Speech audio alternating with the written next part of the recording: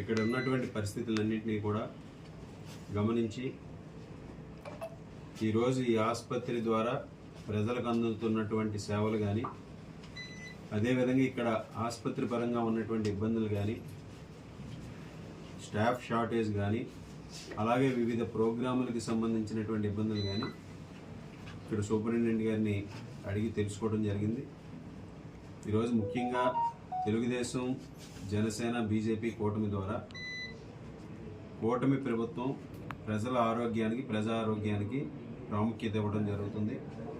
గతంలో తెలుగుదేశం ప్రభుత్వం అధికారంలో ఉండగా 2019లో చంద్రబాబు నాయుడు గారు ఈ ఆసుపత్రి స్థాయిని ఏరియా హాస్పిటల్ నుంచి జిల్లా హాస్పిటల్కి ప్రారంభించడం జరిగింది.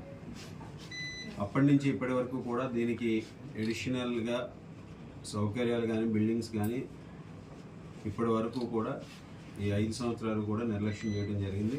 రాబోయే రోజుల్లో ఈ ఆసుపత్రిని జిల్లా స్థాయికి అనుగుణంగా అన్ని విధాలుగాను కూడా అభివృద్ధి చేసి ప్రజలకి, తణుకు పరిసర ప్రాంత ప్రజలకే కాకుండా ఈ జిల్లా ప్రజలందరికీ కూడా అన్ని సౌకర్యాలు అందించే విధంగా కూడా చర్యలు తీసుకుంటాం.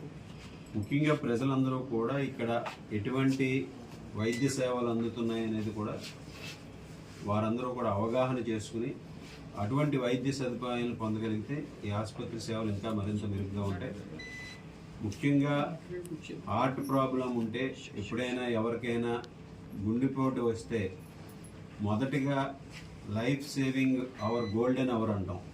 మొట్టమొదటి గంటలో ప్రాణాలు కాపాడే విధంగా ఇక్కడ అన్ని సౌకర్యాలు ఉన్నాయి. వారికి హాస్పిటల్కి వస్తే ఈసీజీ చేసి దానికి సంబంధించినటువంటి ఇంజెక్షన్ చేస్తే గోల్డెన్ అవర్ అంటారు. అప్పుడు వారి ప్రాణాలు కాపాడబడతాయి.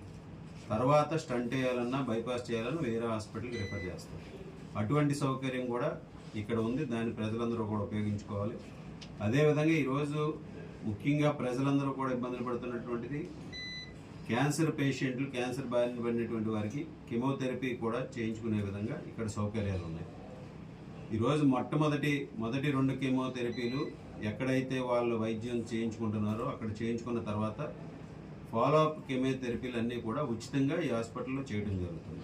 దీన్ని కూడా ప్రజలందరూ కూడా గమనించాలి, ఉపయోగించుకోవాలి.